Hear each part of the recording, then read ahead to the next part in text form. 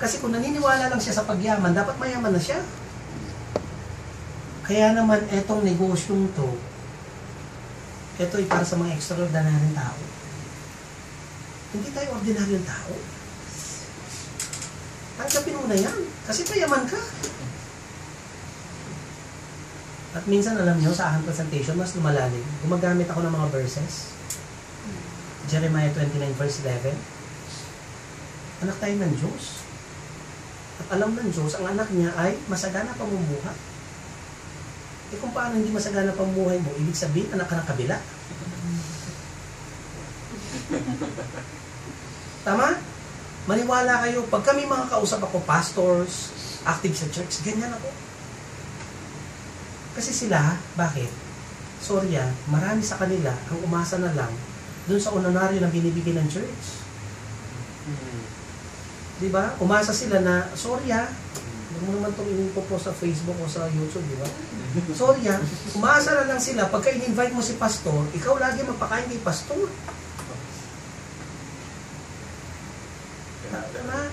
Tapos yung pastor, sabihan ka niya na tithes, offering, ganito, bla bla bla, pero siya hindi nagtatrabaho. Sorry iyon ang reality. Kaya pagka ang pastor naintindihan niya kung bakit natin ito ginagawa at ginawa niya si Roya, darating ang araw, yung honoraryo hindi na niya kukunin. Siya na magbibigay lalo kay church. At dahil gagawin niya yun, anong mangyayari? Dadami ngayon ng mga members. Anong mangyayari kay pastor ngayon? Magro-royal siya.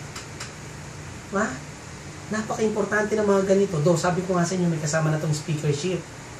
Bakit? Kasi kailangan may paintindi ito sa tao.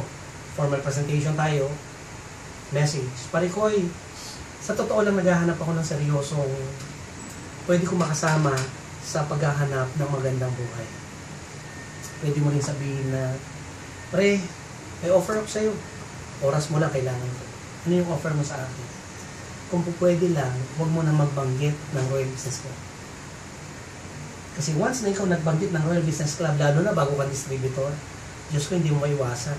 Magkumuha ka ng papel, maglagay ka ng bilog sa gitna, maglagay ka ng left side, sa left ng bilog, maglagay ka ng right. Ito ang negosyo dyan, maglagay ka ng araw, nag-invite ka. Yung araw nilagay dito, pero yung bilog nandito. Ano ba nangyari dito? Tama ba? Hindi natin kailangan mag-explain over the phone. Okay? Anong importante, ma-invite mo yung tao, kailangan makinig lang siya. Now, good thing, pag alam nyo ang presentation, pag ang tao, hectic ang schedule, ikaw pupunta sa kanya, dala mo agad negosyo. At kung bakit kailangan matutong maging speaker kayo. Hindi nyo kailangan marami kayong kinukwento katulad ko. Kasi akong kinukwento ko, experience ko na to. Kung ipipresent ko lang si Royal, straight lang, 50 minutes tapos. Anong importante? Closing. Ano yung closing? Mga testimonies. At marami ako niyan. At pwede nyo kopyahin ang presentation. Yes. Clear? Now, anong importante? Naiupo nyo. Ang importante, makinig siya. Now, pagka nakinig siya, pagka umupo siya, huwag naman pagka upo niya, pre, saan na tayo? Welcome to Royal. Hindi ganun. Tama ba? Pagdating ka sa bahay, o pagdating mo sa bahay, kwentuhan muna kayo. Nakikita mo, naglilinis. Painom naman, pre. Tubig. Pre, kumusta ka? Ito, naglilinis. Hindi ba gusto mo, pre? Hindi naman. Ito, tigil mo muna yan. Hindi ka dito, umupo ka muna dito, kwentuhan muna tayo. Alam mo yung mga salitang may brasuhan, pero hindi masakit sa tenga. Ngayon, ang importante na upo na siya. Pre, salamat sa oras. Yun naman sabi ko. Pero maniwala ka sa akin, namnamin mo ito sasabihin ko sa iyo. Pagkatapos ng presentation na ito, hindi ako lalabas dyan ng bahay mo na hindi mababago pananaw mo sa buhay. Kailangan advance ka. Kasi kung ang dating ay hindi rin mababago ang kanyang pananaw, hindi kanya pakikinggan. Ngayon, pre, humingi ako sa iyo 30 minutes, humingi ako 1 oras sa iyo. Video ka muna. Magtatanong siya, totoo ba yung mga yun? Pre, totoo yan. Diyan ako papunta. Lagi kang ganyan. Mindset ko. Kaya nga kita sinasama rito. Kaya nga gusto kitang isama rito. Kaya nga kita pupwersa yung sumama dito. Hindi pa tapos ang presentation, alam niya, pwersado na siya. Kung mapapansin niyo ako, kung makipag-usap ako, maniwala kayo, ngayon ko palang kakilala ang kausap, Parang matagal na kaming magkakilala. Di ba yung manager ng Starbucks kahapon? Oo. Importante kasi yun. Kasi kung maglalagay ka ng bakod dyan, maglalagay din siya ng bakod. Hindi rin siya mag-share sa'yo. Di ba? Anong importante? Pagkatapos ng presentation, tsaka kayo magkwentuhan. Mahirap yung nagpipresent ka, nagkukwentuhan kayo. Anyway, maten siya, nakinig siya. Ito good news. Anong trabaho? Mag-create ng grupo. Paano mag-create ng grupo? Mag-invite lang. Yung inimbita ko, pagka bumili ng product package, anong mangyayari? 55 SGT. Anong ibig mong sabihin? Kada iniimbita ko na bumibili ng package, 55 SGT. Oo. Kailan mo kinikita ang 55 SGT? Kalahating araw? Dito mag-invite ka. 55 SGT. Walang limit yan. Kahit 10 pa yan, kahit 20 pa yan. Yan pala ang kitaan dyan. Diba bumili silang package? Ang package may 150 ppb. May package 150 ppb. Package 150 ppb. Ito another income. Ito yung leveraging. Ito na yung matching. Hindi binary sa hindi pairing. Matching. Ngayon, nag-invite ka? Diba? Maganda kasi dun sa PowerPoint. Nakikita eh. O yung isa-isa. Yes. Nag-invite ka? Okay. Pumili ng package. Nag-invite ka?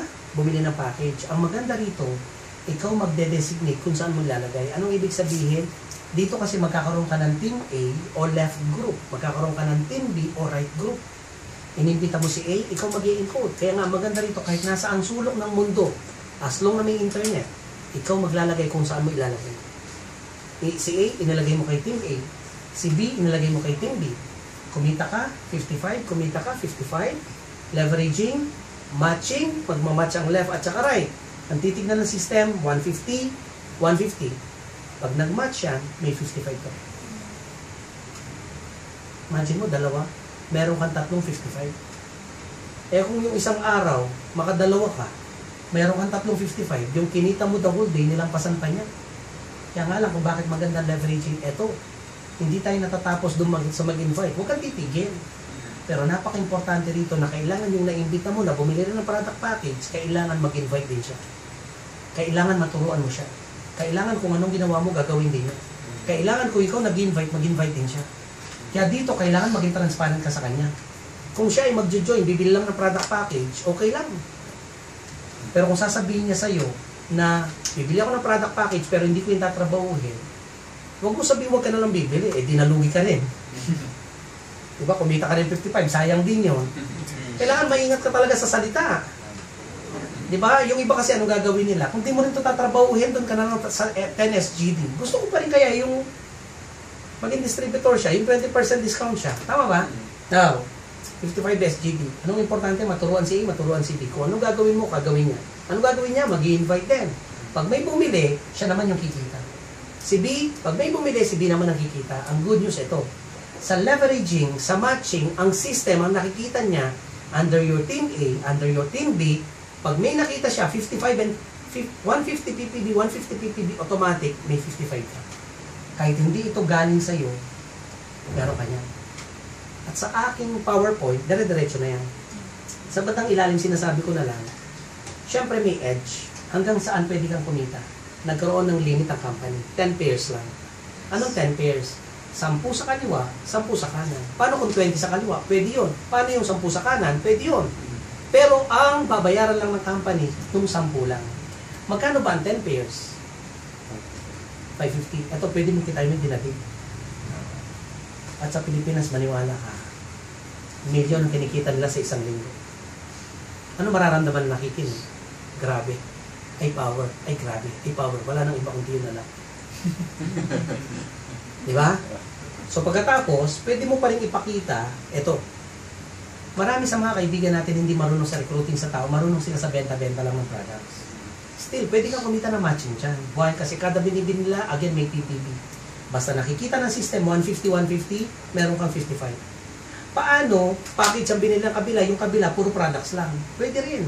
May PPB yun, di ba? Wala naman time frame yan. As long na nabuo niya yung 75, magmamatch pa rin yan. Kaya nga lang, hindi na 55. Kasi 75 lang yun, kalahati yun.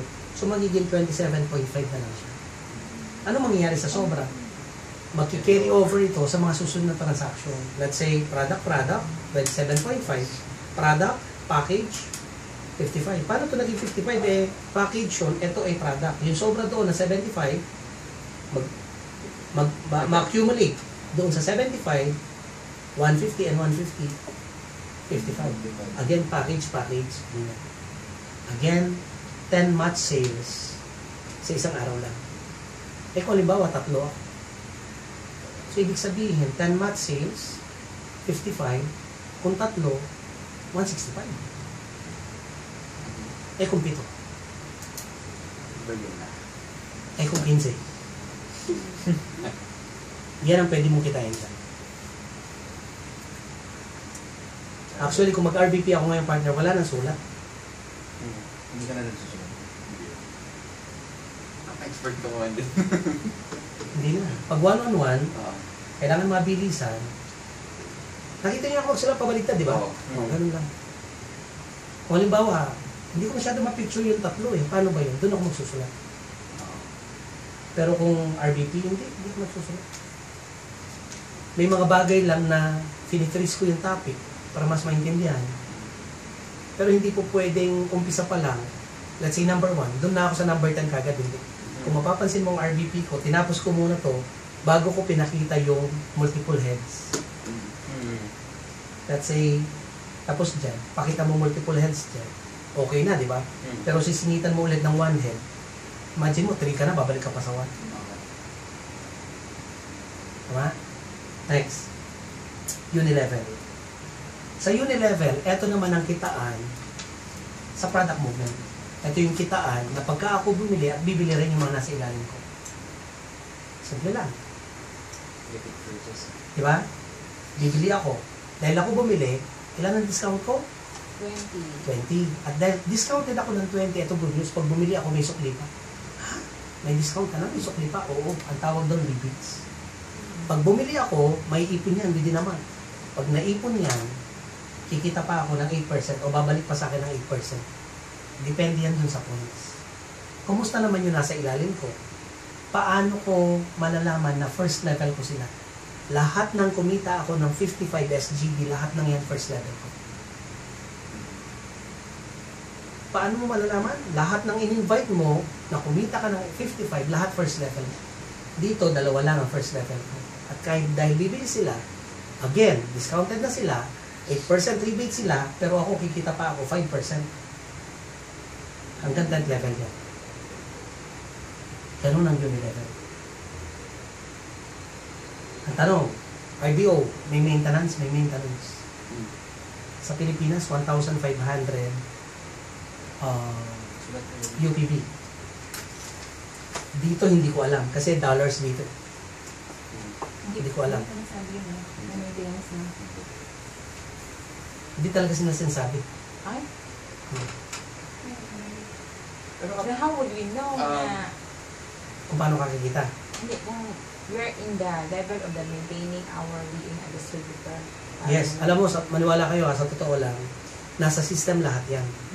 Kaya dapat ikaw, negosyo mo yan, kailangan monitor mo negosyo mo.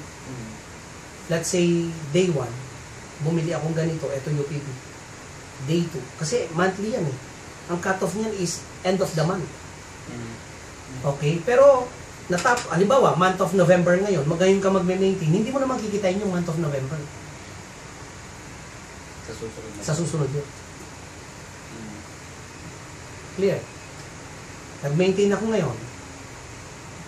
No? Ang mga bumibili, mga grupo ko, etong buwan din na to, hindi ko kikitain to. Kasi ngayon lang ako nag-maintain. Yung i-maintain ko rito, kikitain ko yung bibili sa susunod na buwan. Hindi ko pwedeng sabay eh. Paano makukompute ng company ang maintenance mo at yung binili nila at ibibigay ang kita mo? Logic lang. Tama? So, kailangan mag-maintain ka muna. At yung maintain mo, lahat ng bibili, doon ka kikita. At alam nyo ba, napaka-importante ng maintenance. Why? Every package, may UPB, may MPB. Sa Pilipinas, Diamond ako. 35% ako sa rebates pag bumili ako ng multi-level. Naintindihan nyo? Hindi. O lumalim. Ulit.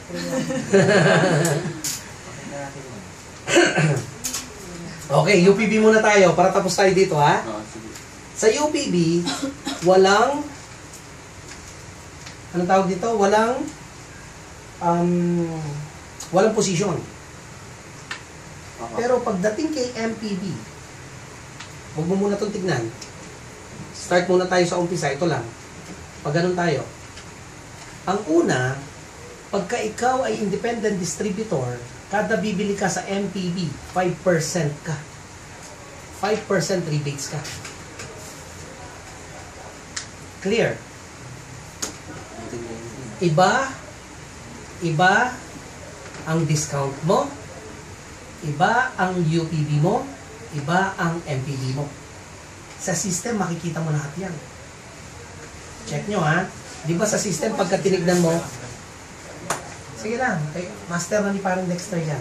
Pag nakita mo sa system, di ba may dashboard, sales network, encashment, transaction, may unilevel, may multilevel.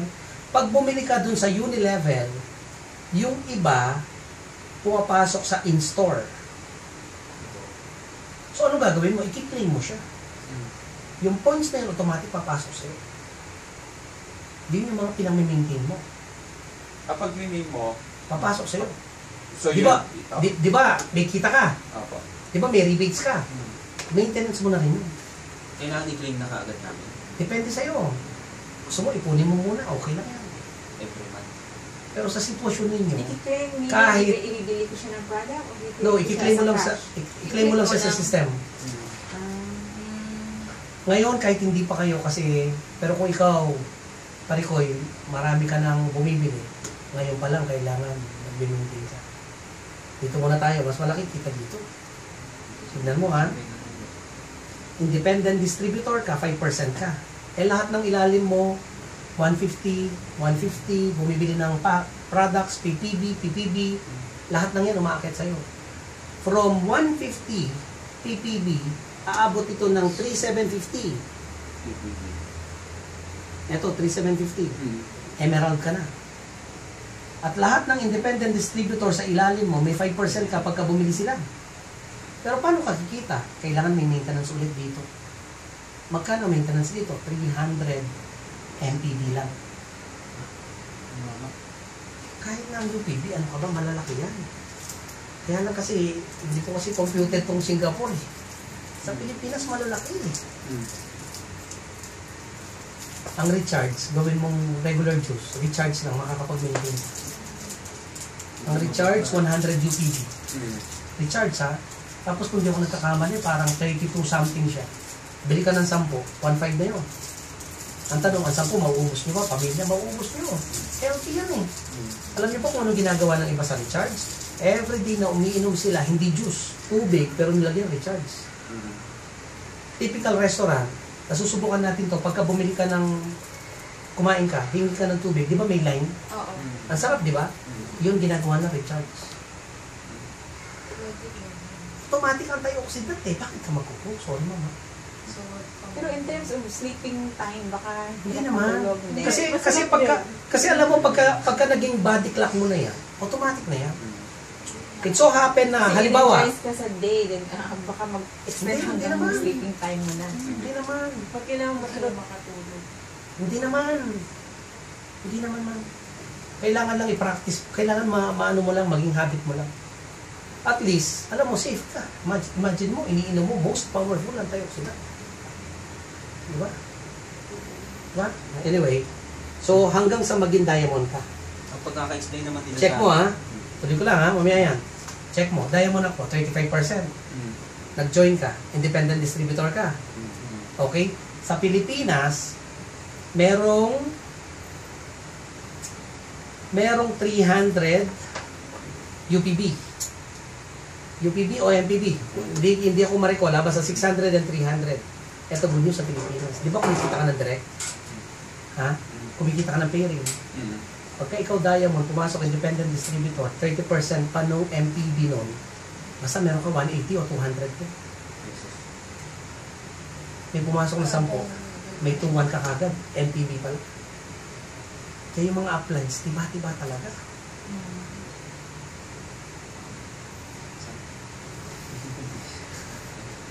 Hindi mo natin yan mararamdaman kasi bago pa. Oo, yung matching wala pa yan.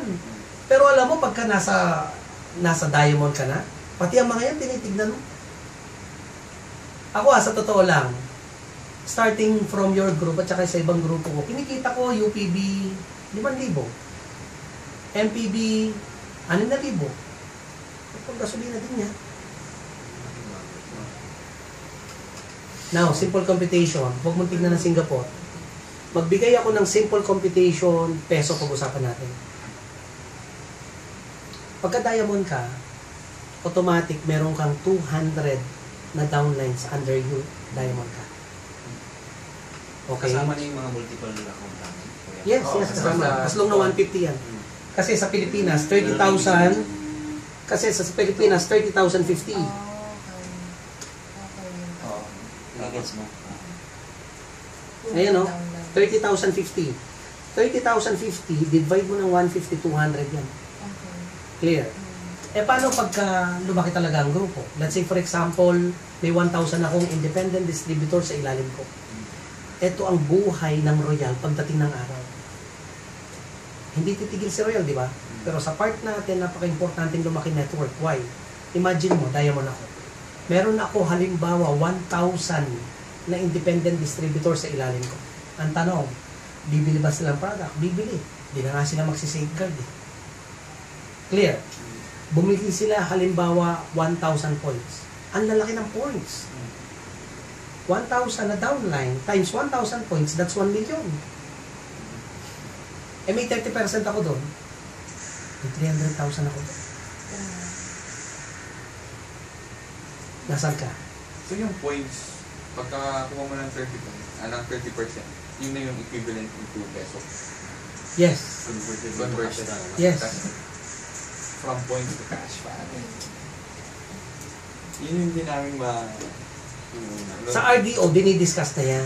Sa RVP kasi, pagka diniscuss yan sa RVP, mawawala na ang nakikinig. Nakakalimutan na yun. Kung pwede nga, yung matching lang ang pinipresent sa RVP. Mawawala ang tao. Kayo nga, distributor na, medyo nawala pa. Diba? Hindi namin Tapos, ano ang mangyayari? Dahil hindi naintindihan ng tao, hindi na mag-join. Diba? Kaya kung hanggang saan lang ang kaya niya, yun lang ang bigay niya. Sa RDO, dinidiscuss yan. Pero imagine ha, 1,000 lang. Eh kung naging 10,000, 3 million ka, multi-level pa lang. Multi-level pa lang. Pero, kung lahat ng account mo, Yes! diamond. So, kung 15 hits ka, 15 na diamond. Ikaw ang babaliw dyan. Tapos ang good news din natin, pag na-diamond na, hindi ka nabababa. Oo. Fix ka na sa Diamond forever. Ako nga, sobrang baliw. Kuya, ilan ang diamond? Yung personal mo. 3 pa lang. Walang? Ayaw mo yun. 3 pa lang. Wow. Kaya nga, napaka-importante sa grupo na sa part ko, hindi ko naman ginawa kagad to eh. Kasi laging may reservation ang isang networker. Ang nakikita niya lagi, baka masobrahan sasabihin ko, mawala siya. Pabayaan mo siya mawala. Ang pagyaman ang mawawala sa kanya. Kaya nga dapat maging transparent ka kagad. Kaya nga kung bakit magpo-focus ka eh. Kaya nga kung bakit malalim ang dahilan, kung bakit mo ito gagawin eh. Imagine mo, 1,000 lang. Eh kung maging 10,000.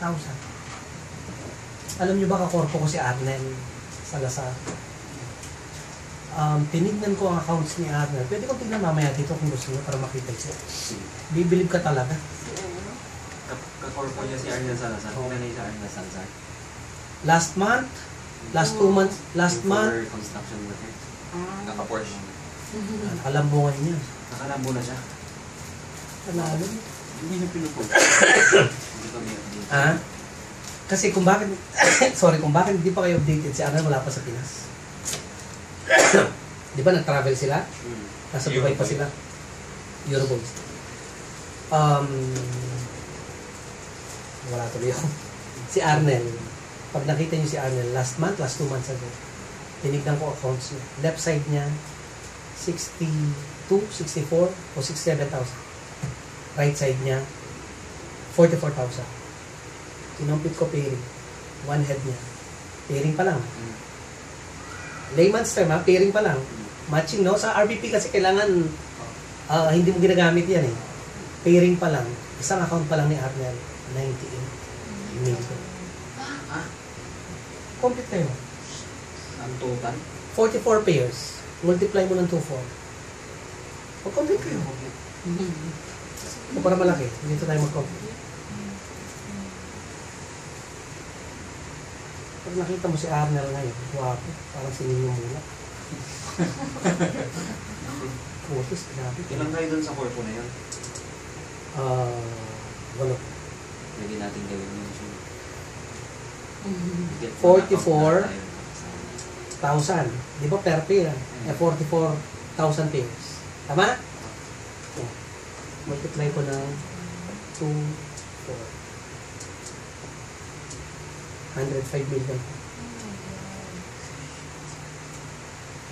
Hindi mo siseryoso ito. Ngayon, ang tanong ng marami, nauna ako, hindi ako malalampasan niya. Malalampasan ako. Eh kung one head lang si Arnel, ito kinikita niya. Eh yung downline niya, 3 heads, na nagmamaximize, lalampasan niya. Siyempre 3 heads siya, eh di multiply mo ito ng 3. Hindi ba lalampasan? Ang direct apply niyo si Elmer. Hindi. Ang kwento ni Royal, ganito yan. Ito pakita natin. Si Royal, nung mag-start si Royal, sabay-sabay yan, Uno, in Global. Nung panahon na nasa iGen portal sila, mga networkers magkakasama yan. Ang hindi lang nakasama, yung mga nasa First Quadrant, yung mga nasa GC Martin. Ang mga networkers, may mga kanya-kanyang pride yan. Kaya may mga kanya-kanyang grupo yan. Mamaya tanungin nyo ako bakit hindi ako join sa kanila, sasagutin ko yan. RDO na yan. Nung mag-start si Royal, ang product lang ni Royal ay mga entertainment tickets. Siguro sa isang banda, ang gusto ni Royal ay mas madagdagan yung mga manonood dun sa mga comedy bars ni Royal. Diba? Laugh Line, Punchline, Metro Comedy Bar. Ang tickets worth 15,000 na naging promo na lang nila. Dati yun ang ticket. Yun lang ang produkto dati. At plus, kasama yung mga booth, mga franchising, yung mga booth, mga cart type. Na walang mga cart type, makikita mo sa mga leaders no, nasa Ireland na ako. Kung ikaw nagne-network ka, magandang panghatak yung cart type, yung franchising. Pero ang tanong, lahat ba magpa-franchise? Bakit yun ang binibenta mong produkto? Ang tanong, lahat ba ng mag-franchise kumikita? Lokasyon pa rin ang importante dyan. So, ang issue dito, tinanggal yun. Nung una, medyo hindi masyado maganda sa mga grupo. Pero yun ang advantage sa Mr. Castañeda. Yung iniisip ng networker, hindi pag-iisip na magaling na negosyante. Sabi niya, wala yan. Mawawala din yan. Tignan mo. Wala nga. Super brands. Nawala. Anong pakiramdam mo? Nakakapanginaya. Binibida mo. Nakita kasi nila ang medyo negative. Binibida mo si Royal, super brand status, pero iba super brand sa Pilipinas, iba super brand sa Singapore. Naintindihan niyo ba yun? Ang ibig sabihin, yung super brands dito, hindi niya basta kinikilala ang super brands doon. Tama. Di ba? Tapos ito pa nangyari. Para ikaw maging super brand status, huwag natin itong ilabas sa ating lang leaders. May presyo. At si Royal, hindi yan nagbayad. Dahil sobrang ganda ng products natin. Kaya nga lang, binalikan tayo ni super brands. Nung huling politics, hindi yung barangay, yung national, maniwala kayo, binigyan ng sobrang si Royal. At ayaw ni Royal yun. Humihingi na solicit. Yung presidente ng super brand sa Pilipinas. hindi ito dinidiscuss. Siyempre, aabot sa presidente. Negative ito. Kaya tinanggal yung supervise. Ang sabi ni Royal, hindi na natin kailangan si supervise. Tayo na ang kailangan ni supervise. Imagine kada tumatakbo yun, humihingi siya. Tama. Tama. Ito pa issue. Porket ba supervise si Royal, ayaw kitang iboto na kita. Dahil ikaw ang presidente ng supervise. Kung maalala niyo si Royal, hindi nakialam si Royal kahit na anong bagay. Focus lang siya kay Royal. Noong una, hindi may maintindihan. Hindi ko sinasabing magaling ako mag-isip, ha? Mga kasama namin nung sa meeting, mga executive, dadanan. Dismayado si Pres. Kailangan, sa sitwasyon natin, ang pag-iisip natin, hindi lang basta network. Mas malalim pa dyan. It's beyond being a network. Kailangan buhay. Kailangan ka may inlove. Kailangan ka mababalik. Kasi kung tinitignan mo si Royal, ay pera lang. Kahit hindi ka mag-royal, kikita ka eh. Magkano kinikita natin dito? 60,000, 80,000? Nag-royal ka, ano nakikita mo? Ang ibibigay niya, 80,000, 100,000? Pero pagka nagbigay ka ng limit, let's say for example, Philippines. Kaya ako nagro-royal kasi gusto ko extra income lang. Pwede sabihin ng tao yan. Kaya ako nagro-royal kasi gusto ko 20,000 lang. Pwede sabihin yan. Kaya naman ang nangyayari, pag kami nag-offer sa taong yun, offer ko sa'yo 25,000, iiwan na si Royal. Kasi mas malaki na ang ino-offer ng taong yun kaysa kay Royal na gusto niya makuha. Kaya naman kung bakit marami nagiging successful kay Royal kasi wala silang choice kung hindi mag-Royal. Tama? Tama. Parang si Arnett. Lahat. Si Arnold. Mamaya tingnan natin ha, hindi ko kayo inahay. Si Darlene. Si Ate Darlie, matanda. Nakita namin. Grabe. Sa office. Grabe, pag pasok ng office, mga kotse, babango. Alam niyo ba si Ate Darlie kung ano lang ang trabaho kay Royal, no? At saka si Ate Darlie nung mag-start kay Royal, rank and file lang, mababa talaga posisyon. Dating empleyado. 16 years. At hindi kaya ang utsura niya, itim niyan. Totoo. Nakita namin ang ganda niya. Alam mo ba kung anong gusto lang ni Ate Darlie kay Royal? Magbenta ng calling cards at saka tarpaulin. Grabe. Oo.